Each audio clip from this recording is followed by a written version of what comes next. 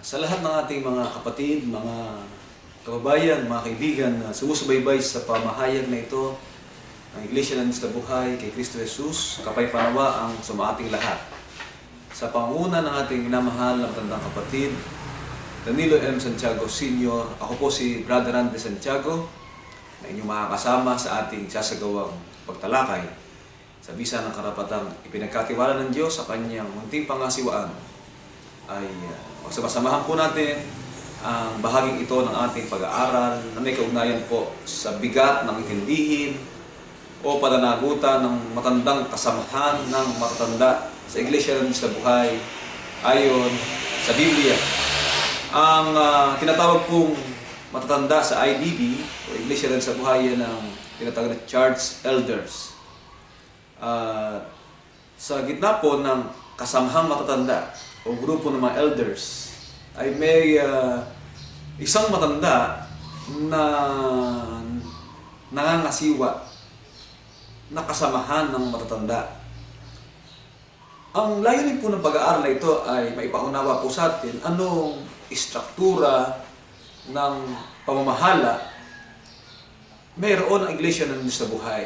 Hindi po ito tulad sa politikang pantao o organisasyong pantao na ang istruktura po ay nasa paraan na ang naglalagay o nagtatalaga ng kanilang pinuno ay ang tao. Huwag po nating makakalimutan na ito po ay kahalalan o karapatang mula sa ating Panginoong Diyos. At kung ating po nga alamin ang kasaysayan ng tinatawag na pamamahala mula pa kay Moises, nakita po natin ang kaparaanan nito. Ito po ay nasa uring, ang pamumuno po ay nanggagaling sa proseso at pamaraan ng ating Panginoong Diyos. Ayon po sa ating pag-aaral ay may mabigat na intindihin o responsibilidad o tinatawag na pananagutan. At kung bakit po mabigat ang intindihin o responsibilidad, alamin po natin yan sa pagpapatuloy ng ating pag-aaral. So unang bahagi po alamin natin paano ang simula ng pagkakaroon ng matatanda sa iglesia o church elder. Dito po sa aklat ng Tito, kabanatang 1, ang talata ay 5. Ganito ang nakasulat at inyo pong pakinggan, mga minamahal na mga kapatid. Tito 1 at ang talata ay 5. Dahil dito ay iniwan kita sa Kreta upang husayin mo ang mga bagay na nagkukulang at maghalal ng mga matanda sa bawat bayan na gaya ng ipinagbilin ko sa iyo. Si Apostol Pablo po ay ipinalala niya kay Tito na kanyang kasamahan na upang maiayos ang mga bagay na nagkukulang. Kailan po ba magkukulang ang isang organisasyon? Nagkukulang po ang isang organisasyon kung wala pong leader na tinatalaga.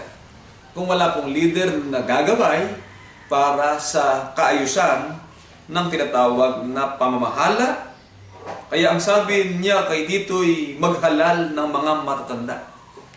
Ito pong uri po ng paghahalal sa talata pong ating binanggit, hindi po ito halalan na may botohan o pamili sa pamamagitan ng eleksyon.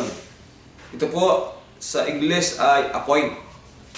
Ang ibig sabihin po ng appoint ay hindi po elective, appointed position.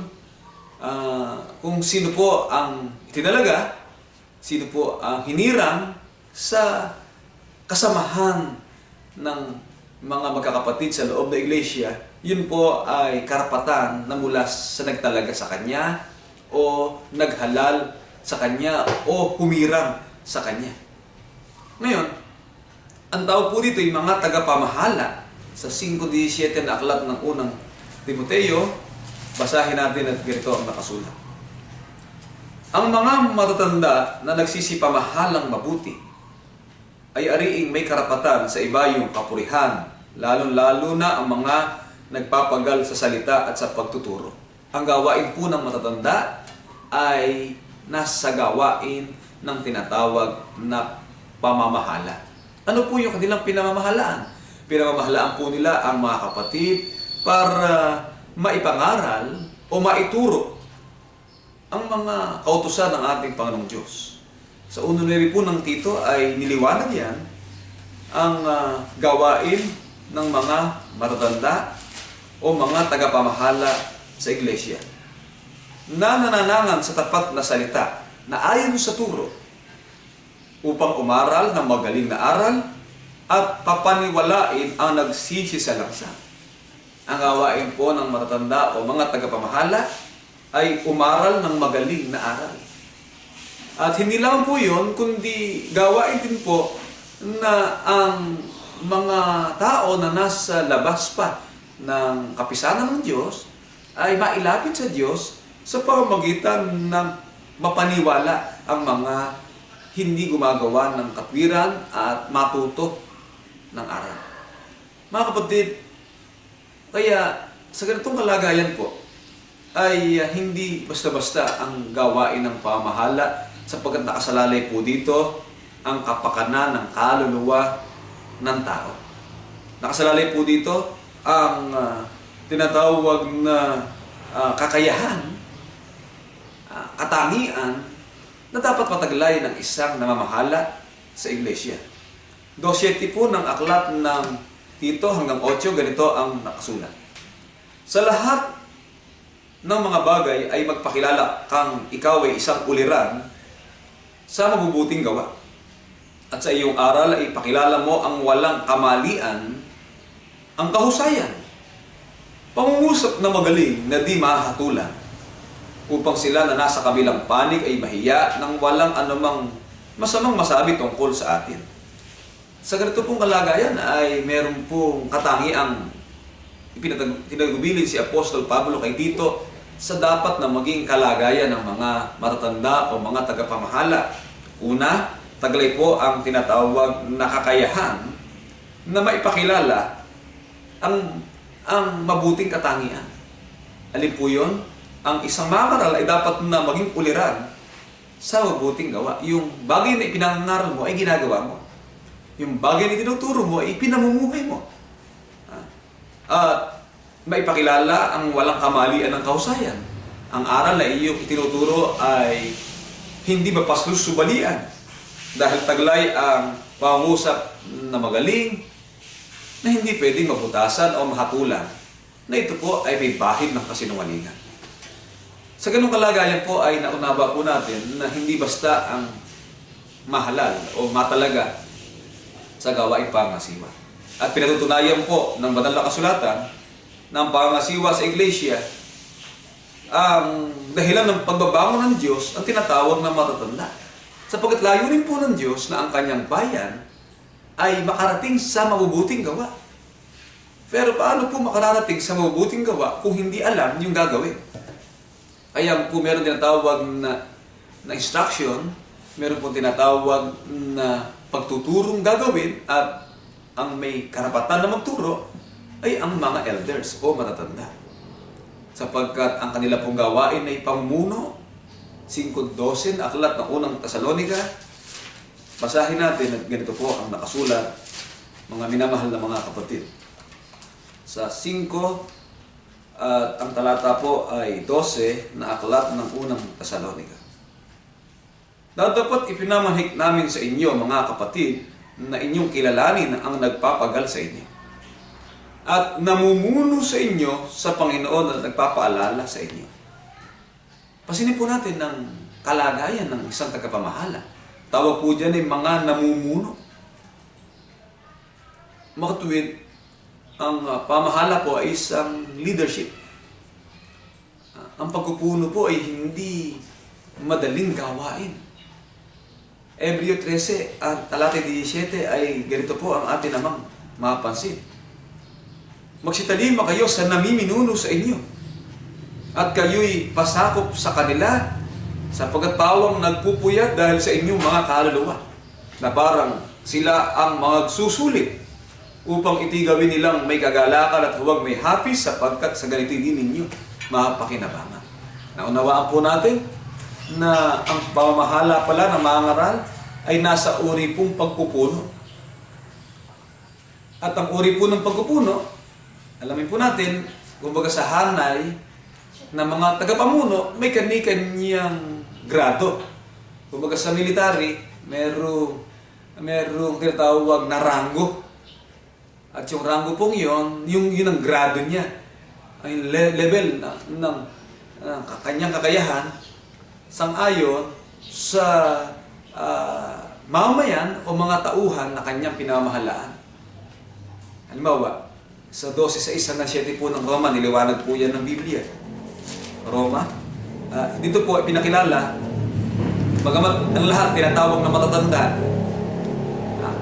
may iisang karapatang ipinagkaloob ng Diyos sa bisan ng tawag ng pahid ng Espiritu Santo, pero may iba't iba pong gawain.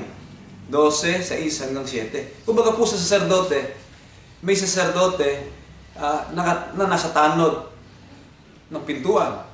Hindi po ba? May saserdote na siya mismo nagsusunog ng kamangyan at nagsusunog ng mga hain sa panahon ng Israel na tinatawag na dakilang saserdote. May iba't iba pong may iba't ibang gawain.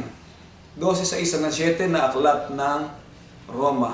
At siyamang may mga kaloob na nagkakaiba-iba. Ano po ang sabi ng Biblia? Kaloob na nagkakaiba-iba ayon sa biyaya na ibinigay sa atin. Kung hula ay manganghula tayo ayon sa kasukatan ng ating pananampalataya. O kung ministeryo, ay gamitin natin ang ating sarili sa ating ministeryo. O ang nagtuturo ay sa kanyang pagtuturo, o ang umaaral ay sa kanyang pag-aral. Ang namimigay ay magbigay na may magandang loob. Ang nagpupuno ay magsikap, ang nahabag ay magsaya. Ang paliwanag pong ito ng banal na kasulatan, may nagkakaiba-ibang kaloob. Iba po yung nasa ministry. Ano po yung nasa ministry? Ano ba uri ng ministry meron po tayo? Evangelical ministry. Yung nasa radio station, yung po nasa pamahayag, mga kapatid, nasa ebanghelyo ng pangangasiwa po yun. Mga kapatid, hindi po lahat ay nasa radio, hindi po lahat ay nasa on camera, o nasa propagation of faith. Yun po ang tinatawag na evangelical ministry, pangangasiwa, o tinatawag na ministeryo ng salita. Iba naman po yung nagtuturo, sapagkat yung nagtuturo, yun ang tinatawag na teacher o guro na nangangasiwa sa tinatawag na pagsamba at nangangasiwa sa tinatawag na magawain ng ating paglilingkod tuwing linggo. Tinatawag po na mga tagapagturo ng mga mangaral pag-araw ng linggo. At iba naman po yung tinatawag na nasa kalagayang umaaral o ang umaaral. Ako ikaw matanda, sabi ng kasulatan, ay matandang umaaral sa mga matatanda. Yun pong higit na nagdadala ng gawain, yun po ang presiding. 2:20 po na aklat ng Pilipos. Ganito ang ating mahisiguro, mga kapatid. 2 talatang 20 na aklat ng Pilipos. Sapagkat walang taong katulad ko ang pag-iisip na magmamalasakit na totoo sa inyong kalagayan. Wala raw pong kagaya si Apostol Pablo, sapagkat siya po, nangasiwa po siya sa buong Gentile people o mga iglesia sa kahimpilan. Talagang yung bigat ng kanyang pagdadala ng gawain, yung kanyang pagmamalasakit, sapagkat ang hawak po niya ay kabuuan ng mga hintil. Tulad naman ni Apostol Pedro, ang hawak po niya ay kabuuan ng mga Hudyo. Siya po'y tagapangasiwa sa mga Hudyo, mga kaanib na Hudyo. 5:1 po na aklat ng unang Pedro. Kaya yung mga guro, yung mga ministro ng salita, inaaralan po yan ng matandang kapatid. 5:1 po na aklat ng unang Pedro. Sa matatanda nga sa inyo'y umaaral ako. Akong matandang kasamahan ninyo. At isang saksi sa ng mga hirap ni Kristo na may bahagi naman sa kaluwalhatiang ihahayag. Kaya niliwanag po ni Apostol Pedro, yung matandang kasamahan ninyo'y umaaral ako. Ano po ang ating napansin kasi po napakahalaga, mga kapatid, ng tinatawag na structural governance. Hindi po madaling usapin ang governance. At kadalasan po, diyan nagkakaroon ng tinatawag na pagkakaroon ng hindi lubos na pagkaunawa ang marami sa tinatawag na religious governance. Mga kapatid, sa religious governance po, may isa lang. At mula sa isa, patungo po yun sa lahat. Yun po ang dapat nating malaman. 12, 8 na aklat ng unang Korinto sa larangan po ng pamamahala sa matatanda. Dadapot sa bawat isa'y ibinigay hanggang 7 hanggang 8. Dadapot sa bawat isa'y ibinibigay ang paghahayag ng Espiritu upang pakinabangan naman. Sapagkat sa isa, sa pamamagitan ng Espiritu, ay ibinibigay ang salita ng karunungan. Kaya ako ikang matanda na umaaral sa inyo. Saan po nagmumula? Hindi po nagmumula sa 5 board of director. Kasi po, anong nangyari po sa Pilipinas, kung tayo po ay inutusan na magpatala sa tinatawag na patalaan ng mga organisasyon at korporasyon. Ang pagkakamali po ng iba na misinterpret o nagkamali na ang gustong ipatupad yung pong proseso ng gobyerno at pamaraan ng gobyerno ang sundin at hindi ang pamaraan pang relihiyon. Ano po ang nangyayari sa maraming iglesia ng Diyos? Ang maraming pong iglesia ng Diyos hindi po nakarating sa maluwalhating kalagayan sa isang matatag na pamumuno, ang tinatawag na strong leadership. Bakit po? At tulad po ng samahan ng mga born again movement. Sa born again movement, kasi po tatlo ang uri ng organisasyon. Meron ang relihiyon. Meron tinatawag na congregationalist. Ito po, it is an American concept. Congregationalist, ano po ang ibig sabihin nun? Ang maglalagay ng pastor ay ang kongregasyon. Pipili sila ng pastor na gusto nila. Kaya every 4 years, pag ayaw na nila sa Baptist pastor, lipat ka na. Mag-a-apply ka uli para kumuha ng panibagong pastor. Ang nagtuturo ay ang kongregasyon. Ang tawag ng congregationalist. Mga kapatid. Walang kapangyarihan ang pastor. But siya, more on teaching, pero wala pong ngipin. Hindi niya pwedeng kagalitan yung mga miyembro. Kasi yung miyembro, ang naglagay sa kanya. Hindi niya pwedeng sawayin ang miyembro. Kasi pag ang miyembro ay sinaway mo sa kanyang maling gawain, ipatatanggal ka sa posisyon. Ang tawag po ng congregationalist.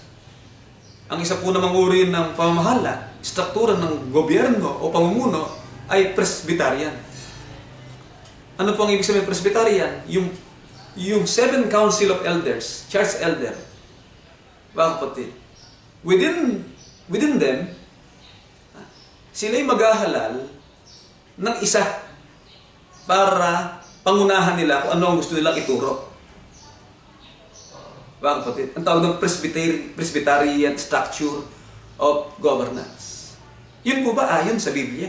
Yung 7, ang pinagmulan po ng talatang kanilang binasa ay naghalali ka ng 7 lalaking may espiritu. Hindi po yun.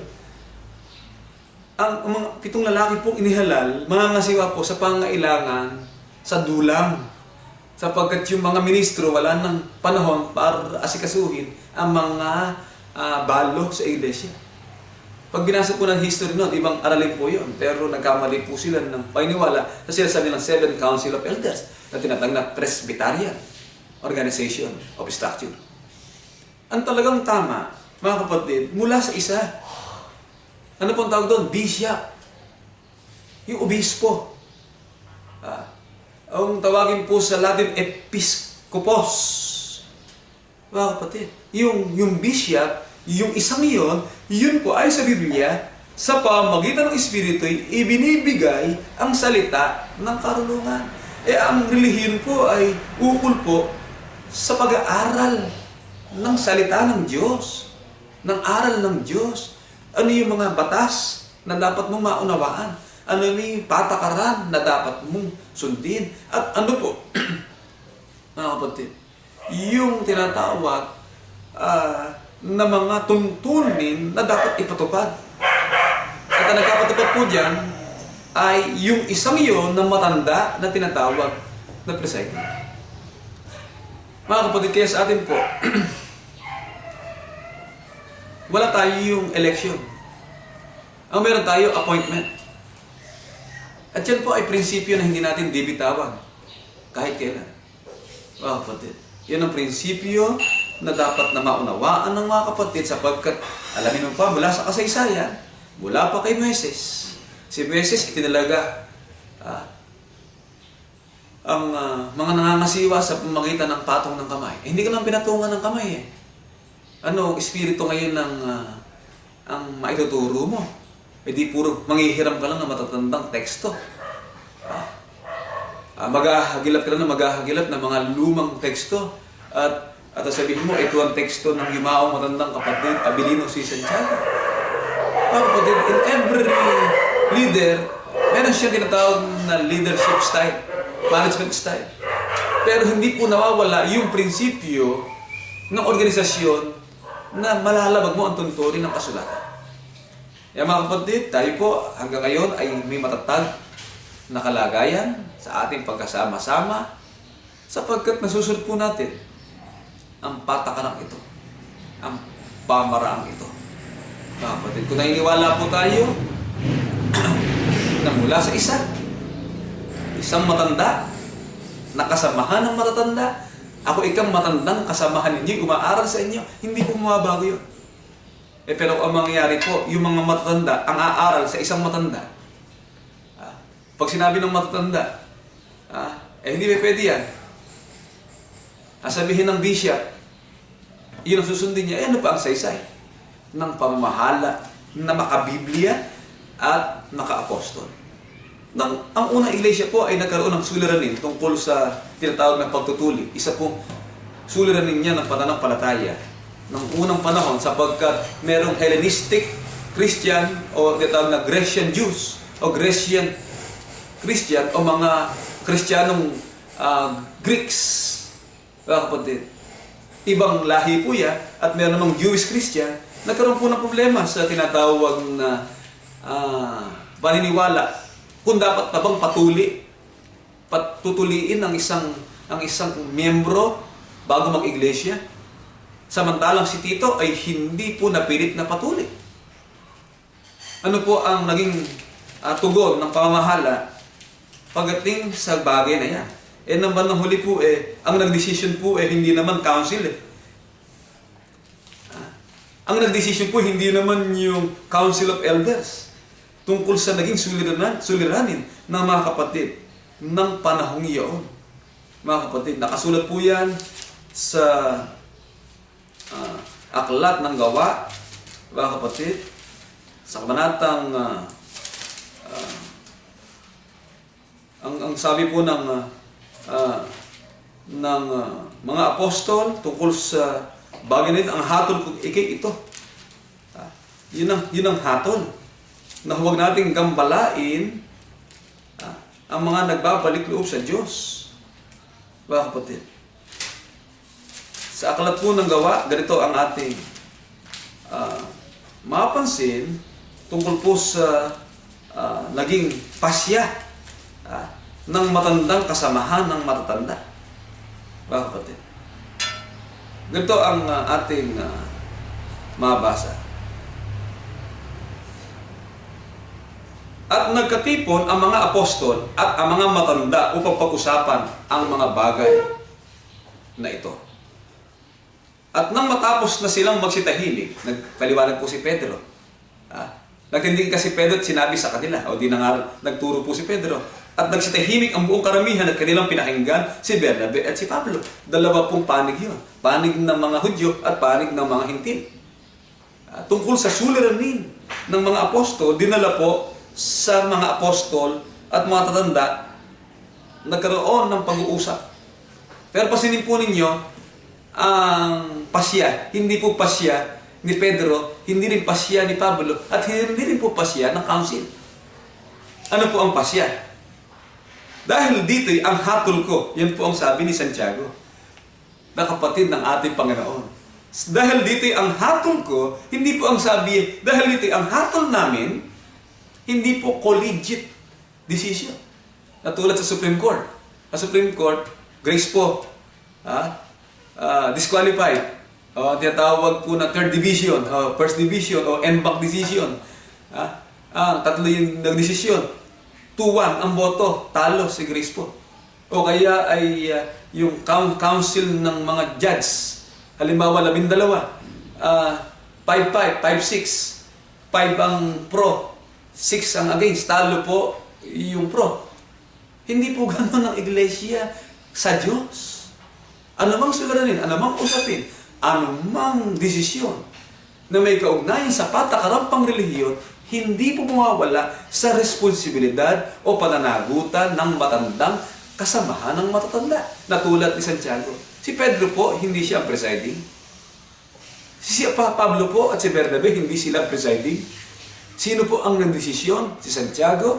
At ang sabi po niya, dahil dito'y ang hatol ko, hindi hatol namin, hatol ko, ay huwag nating gambalain yaong sa mga hintil ay nagbabalik loob sa Diyos. Kundi sumula tayo sa kanila na sila'y magsilayo sa mga ikahawa sa Diyos-Diyusan at sa pakikapid at sa binigti at sa dugo. Ano po ang nangyari doon? Sabi ni Santiago, ang hatol ko ito. Kung ayaw patuloy mo, bahala ka sa pot. Sapagkat yan, Jewish tradition yan. Ang hatol ko ito, basta huwag kang sasama sa Diyos-Diyosan. Huwag kang kakain ng dugo, huwag kang makikapit, at huwag kang kakain ng binigti. Tapos. Sapagkat ang ugali ng hintil, Diyos-Diyosan, pakikapit, binigti at dugo. Kahit hindi katuli. Natulad ng tradisyong Hudyo, pwede kang maligtas sa Diyos. Pwede kang maging karapat-dapat sa Diyos. Sino po ang humatol? Hindi po ang Council of Elders. Ang humatol po, Bishop o presiding. Mga kapatid, kung meron tayong dating mga kasama na nahiwalay sa katotohanan, sapagkat hindi po nila matanggap ang pasya ng presiding minister, wala po tayo magagawa. Mga kapatid, ang sinasabi lang po ng presiding, ito nakasulat, ito ang dapat sundin. Yung ayaw sumunod, dapat namamatay. Yung ayaw igalang ang katwiran at nagbabaliwala sa katwiran ng Diyos, ay dapat mawala. Sapagkat ito po'y pagsasama-sama, ang layunin po'y maligtas. Tayong lahat. Dahil po dito mga kapatid, yan po ang bigat na intindihin, 2:7 hanggang 8, na aklat ng Tito. Basahin po natin. At ito po ang nakasulat. Sa lahat ng mga bagay, magpakilala kang ikaw ay isang uliran sa mabubuting gawa. Sa iyong aral, ipakilala mo ang walang kamalian ng kahusayan. Pangusap na magaling na di mahatulan. Upang sila nasa kabilang panig mahiya nang walang anumang masamang masabi tungkol sa atin. Mga kapatid, talaga po mabigat ang mamuno eh. Ay ako po sa aking pananaw, hindi dapat interested ng pagka-presiding eh. Bakit? Kahit nagahugas ka ng pinggan sa loob ng simbahan, basta makaligtas ka, okay na yan. Kaya nga sabi ni Juan at nung mga apostol ni Kristo, pagdating ika sa langit, Panginoon, gusto ko ika, kasama ako nasa luklukan. Ginagalitan po eh. Kasi raw sa Panginoon, pantay-pantay lahat yan. Basta't makapasok ka sa kaharian ng langit, okay na yun. Ngayon, kung ikaw ay inihalal, tinawag ka, kasi po sa ating pong panahon ngayon, mga kapatid, ipinasya po ng matandang kapatid na gawin natin na lalo pang pag-ibayuhin ng leadership o pamumuno. Meron po tayo mga regular ministers sa kasalukuyan na umaattend ng klase ministerial. At sa bisa po ng karapatan na ipinagkaloob ng Diyos sa matandang kapatid, sapagkat yan naman po'y nakabatay sa Biblia, maghalal ka raw ng matatanda sa bawat bayan. Ngayon, ang ministro, hindi naman nakatira sa bayan ngayon. May pagkakataon po na manggagaling pa sa malayo. Pwede naman palang maghalal ng matanda. Mga kapatid, at gagamitin po natin ng bagong teknolohiya ng tinatawag na online procedure, technology. Mga kapatid, yung po mga mahahalal, kaya sa kasalukuyan po, marami na pong mga nagpahayag na mga interesadong kabataan na sila po makikipag-aralan sa pamamagitan ng live streaming o video conference na kung tawagin po na Office of the Presiding Minister, online klase. Naka-video siya, yung kabataang nag-aaral sa bahay niya, sa loob ng tahanan niya, sa loob ng computer niya, mapanonood niya. At kung siya po ay dumating na sa karapatan at kalagayan, may kakayahan na, kung hindi darating, kasi po, iba po yung pastor, tandaan po natin, iba po yung pastor at iba yung teacher. Yung pastor po, yun ang nag-bautismo, namamahayag, nag-aasikaso ng problema ng lokal, nagsasagawa ng mediation, conciliation, arbitration. Ang pastor, siya rin ang nagsasagawa ng tinatawag na counseling. Pero ang teacher, o Sunday school teacher, pwede. Halimbawa po, mga kapag nasa Canada, makapagdadaos po kayo ng sambahan dyan sa pamagitan po ng pahintulot na ito ng matandang kapatid. Halimbawa, si kapatid na Benedict Ilalas, ilan sila doon? 8 kaluluwa sila doon. Makapagsasagawa po sila ng pananambahan doon. Kasi po, yung ginagawa po natin ngayon, pamamahayag po ito. Mga kapatid, hindi po tayo gagaya kay Eli Soriano na walang pastor. Ang ginawa po ng dating daan, ang ginawa po ng ni Rason, inalis ng pastor. Siya na lang. Ang ginawa niya, presidente ng lokal. Naghalal ng mga presidente, president, vice president, treasurer, sergeant at arms, floor manager, at video player. Ang ginagawa po niya, papadala ng sumasamba sa video. Kung mananalangin sa video, babasbasan ka sa video. Hindi po gano'n ang proseso po natin. Hindi po mawawala yung paghahalal ng mga pastor na magtuturo. Ang ginagawa po natin, ito ang sinasahin namin kayo on video, pero yung leader na yun ang mananalangin sa pagsamba, yun ang magbabasbas. Paano kung mamatay yung video? Mamatay yung kuryente, nagabasbas. Hindi, walang basbas. Kaya mga kapatid, sinasabi po namin, ito pong ginagawa po natin, hindi po ito pagsamba. Ito po pamamahayag ng salita. Para kahit pa paano, yung mga kapatid na nasa abroad, makarating sa kanila yung mga aralin tuwing linggo. Kasi mga kapatid na nakikinig, minsan nakahiga, nanonood sa video.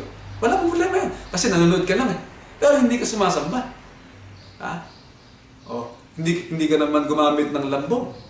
Kaya po, isang paraan din. Halimbawa, sa Canada, may kapatid na nagsabi na talaga interesado si kapatid na Benedict o interesado para sa inyong pamilya man lang. Meron kayo maisagawang tinatawag na pananambahan doon. Uubra po yun, mga kapatid. Pero hindi sa video.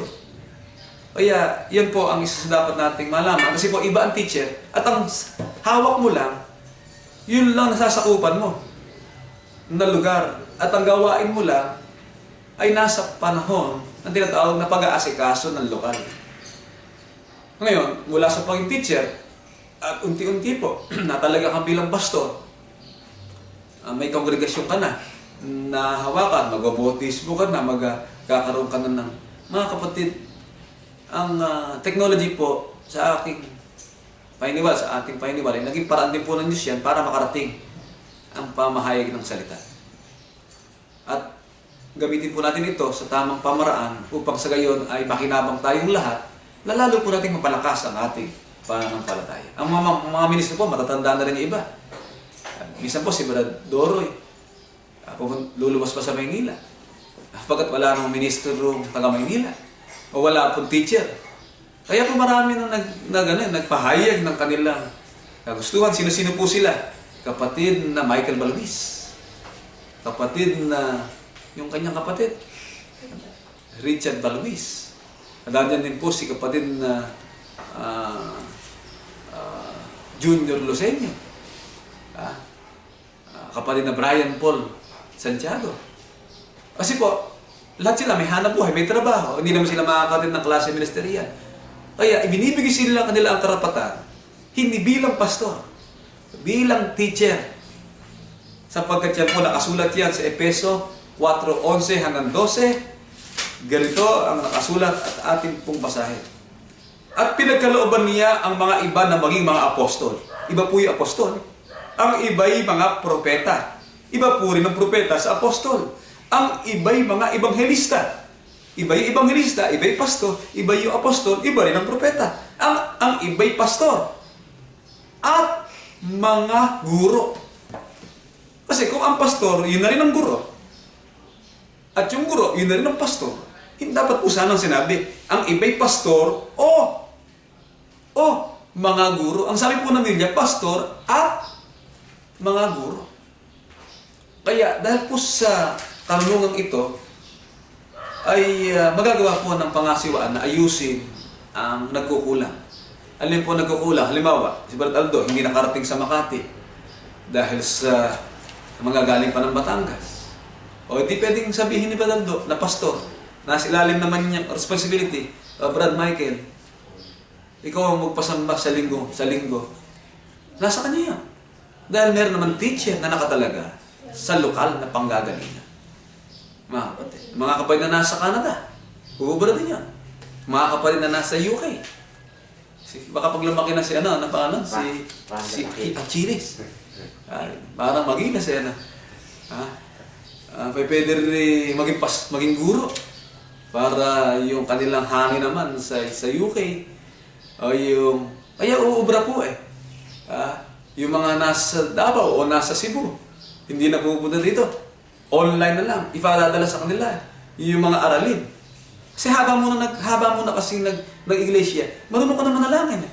Marunong ka umawi. Ang unang ituturo sa iyo ay proseso ng pagbasbas. Kasi po yung authority nagmumula sa isa patungo sa lahat. Mga kapatid, marami pa tayong gagawin, aayusin, iintindihin.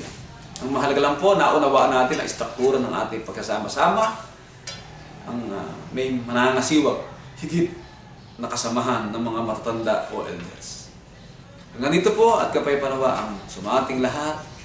Pagpatuloy po natin ang ating alam ng ating paglilingkod at pananampalataya. At hanggang sa muli, sa pangalan ng ating matandang kapatid, Elder Brother Danilo M. Santiago Sr., ako po si Brother Randy Santiago, nag-iiwan sa inyong lahat ng kapayapaan at ating pong maligaya o manigong bagong taon sa inyong lahat.